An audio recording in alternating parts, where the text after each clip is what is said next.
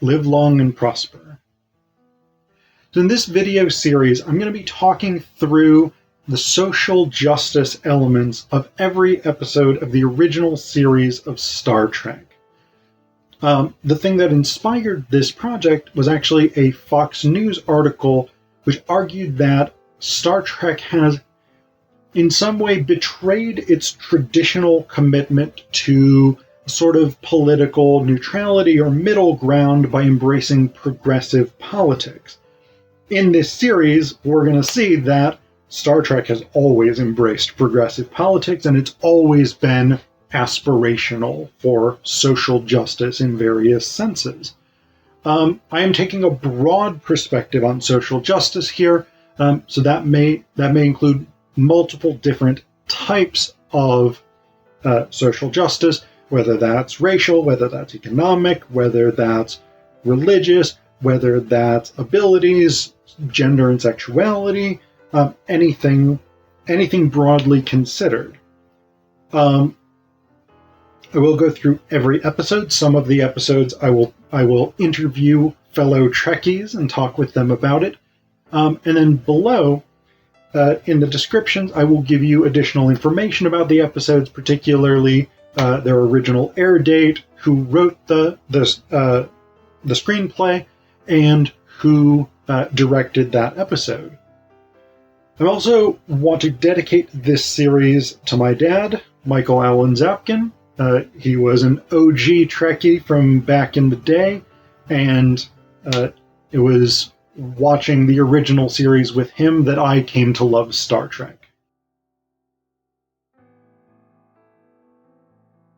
In this video, we're going to talk about the episode The Savage Curtain, which I actually think is quite a good episode.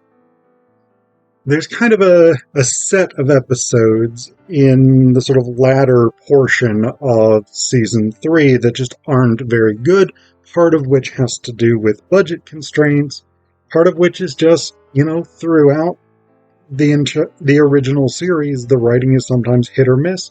But then I think there's also a set at the end that are really, really strong, and The Savage Curtain is one of those episodes. This is an episode in which the Enterprise goes to the planet of Excalibur, which is basically a sort of molten lava planet with a poisonous atmosphere. And there they meet Abraham Lincoln. At one point they're doing scans of the planet, geological survey type stuff, and the planet disappears from their screens, and just sort of floating in space, they see Abraham Lincoln, who's like, "Hey, everybody, I'm Abraham Lincoln. Is it cool if I come aboard your ship? You can transport me up from the surface." And everybody is sort of understandably skeptical of this turn of events, but Kirk's like, "Yeah, sure, whatever, let's figure out what the fuck is going on, because there's no real way Abraham Lincoln could be here."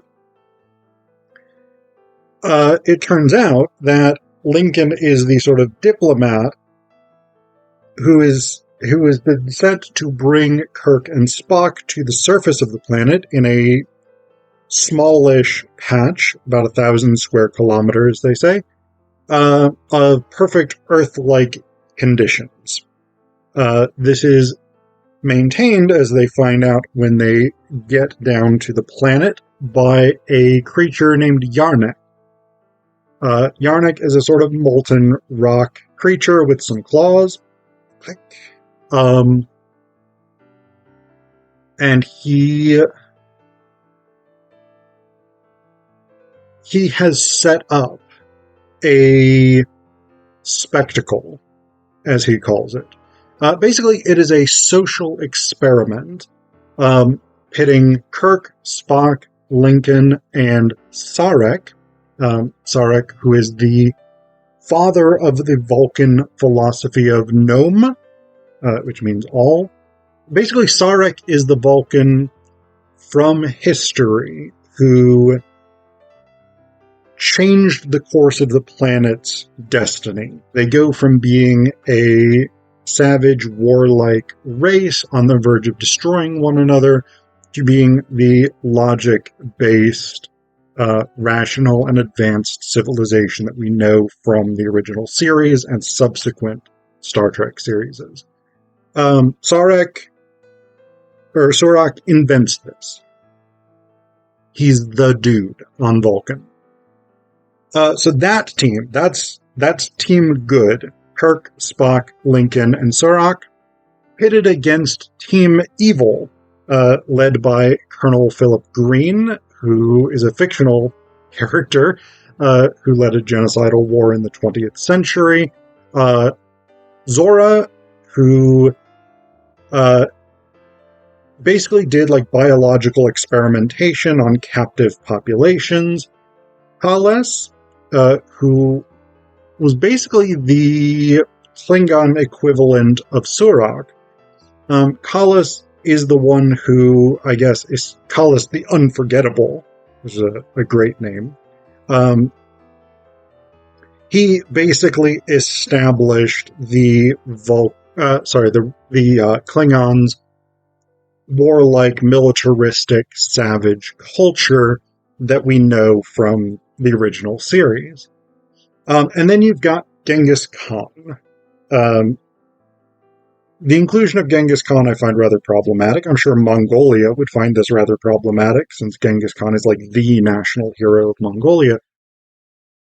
And yes, he was a mass murderer in the sense that his armies killed large numbers of people. It's also worth noting that he was a conqueror in the sense that medieval conquerors were conquerors. He was not, in essence, all that different from the Crusaders, from Charlemagne, from Suleiman the Magnificent, any other sort of medieval period leader was as brutal, for the most part, as Genghis Khan, except that they were less successful. He was just better at conquering stuff than everybody else in the world. So I find the inclusion of him in the list of the four most evil people in history somewhat problematic, especially when you've got Hitler, who doesn't make that list. Stalin doesn't make that list. Yeah. Anyway, that's a minor point. So, you got Team Good, Team Evil. Kirk, Spock, Lincoln, and Surak versus Green, Zora, Kales, and Genghis Khan. The idea that Yarnak has is that they are going to test whether good or evil is stronger.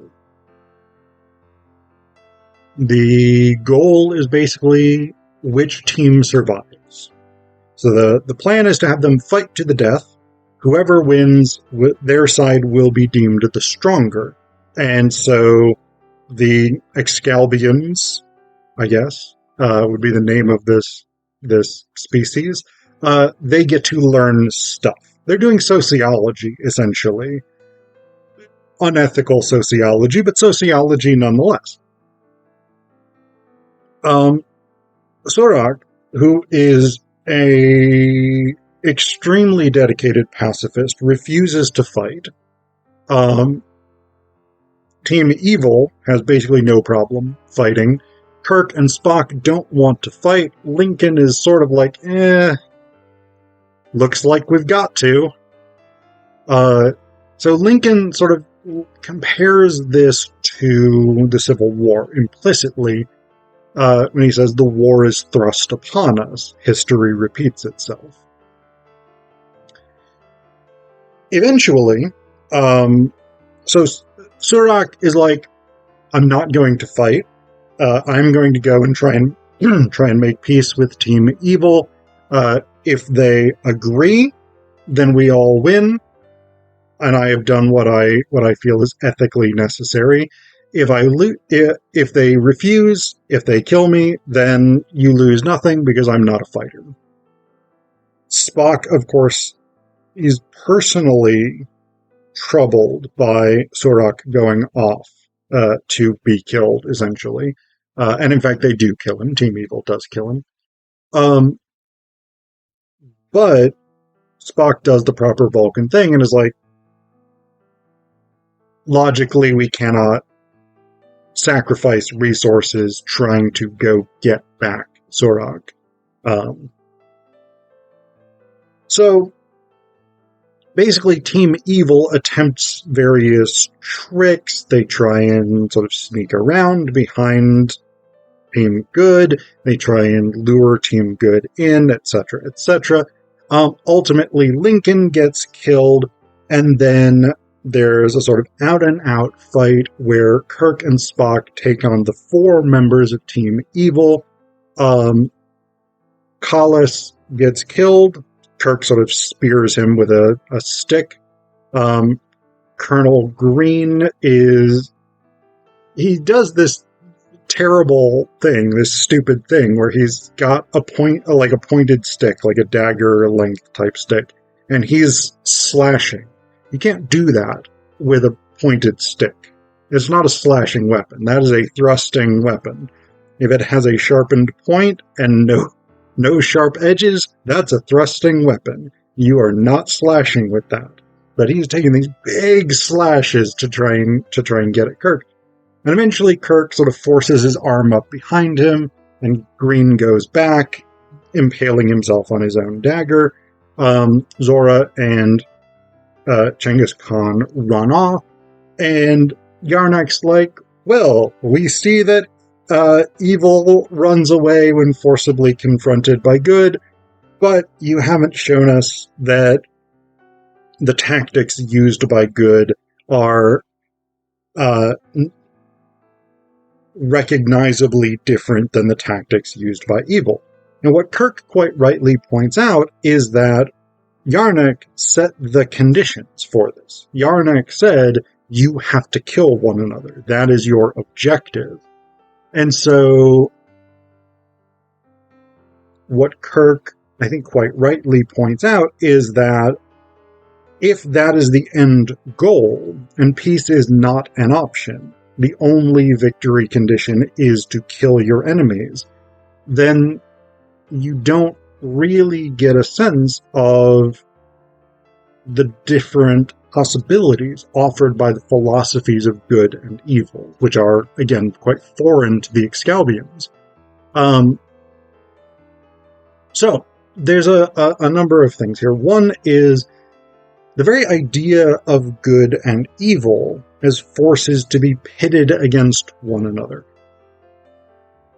From the Excalbians' perspective, this does make sense because so much human culture, literature, storytelling, ideology revolves around this conflict between good and evil, right? It's fundamental to so many stories that we tell, including cultural stories we tell about ourselves.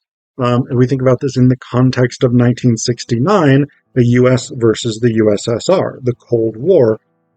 In US ideology, the United States and NATO were the good guys. The Soviet Union, the People's Republic of China, the Eastern Bloc, etc., were the bad guys.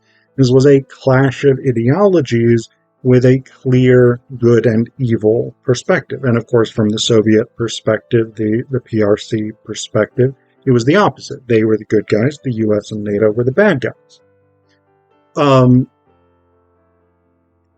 But it's quite a simplistic perspective. And I talked before about how identifying Genghis Khan as evil is problematic. It's also worth noting that identifying Kirk, Spock, and Lincoln as good is potentially problematic as well. Surak, I don't have any problem with identifying as good. He's a peacemaker. He's somebody who essentially saved his planet. Fair play to him. Spock, again, I don't have much of an issue with putting Spock in the good category. He acts very ethically, consistently. He's generally, I would say, good, reasonable, rational. He approaches things with the intention of minimizing violence wherever possible, etc., etc. Kirk is maybe more of a gray area, though, and Lincoln is maybe more of a gray area in the same way. There is an argument to be made that Lincoln fought the Civil War because there was no alternative, that the war was thrust upon him, as he claims. And certainly he played a major, major role in the ending of slavery in the United States. Full props for that. Lincoln was, however, a wartime president. He, as he acknowledges, he gave orders that sent thousands of men to their deaths, hundreds of thousands of men to their death, of people to their death, because women died in the Civil War as well.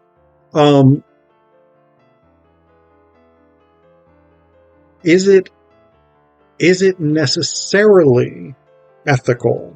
Is it necessarily good, in the sense of good versus evil, to hold up someone who himself utilized violence to achieve particular ends? And this is where I would put Kirk in that sort of ethical gray area as well. He is fundamentally a military commander. Spock is fundamentally a scientist, so I think there is a distinction there. But Kirk is fundamentally a military officer. That is first and foremost his function.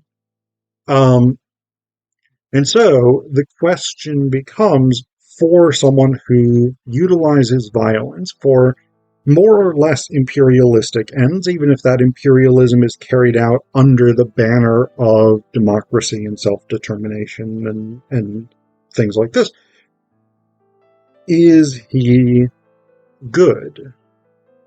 And I'm not saying Kirk is not good. I'm not saying he's evil. I'm saying he is a complicated figure, and Lincoln is a complicated figure. And I very much like Lincoln. I'm a fan. Lincoln is okay in my books. But if the goal, the sociological goal of the experiment that Yarnock performs is to pit good versus evil, are these the best representatives of good? This is an open question, and part of it becomes, how do you define good? How do you determine what good means and who qualifies as good? I also do want to talk about the ethics of this sociological experiment, because there are not them. This is an incredibly unethical experiment, and in the 60s, this is the kind of transitional period from, say, the late 50s into the 70s, where the ethics of things like sociology, psychology, anthropology are shifting. Prior to this, you have a number of incredibly unethical experiments that were damaging to the people, the subjects that they involved, that created potentially hazardous conditions, that did long-term psychological or sociological damage, etc., etc. This is an era where people in the social sciences are starting to say, maybe we should do things more ethically than we've been doing them. So you have this transition period. The way that Yarnock has set up this sociological experiment is incredibly fundamentally unethical. The idea that you test good versus evil through pitting subjects against one another in a violent confrontation where the objective is to kill the other, this is clearly an unethical system, because it requires that subjects be put into, I would say, unambiguously dangerous situations. If the IRB, the Institutional Review Board, that approves any sorts of experiments involving human subjects, had existed in 1969 on Excalibur, this would not have gotten IRB approval.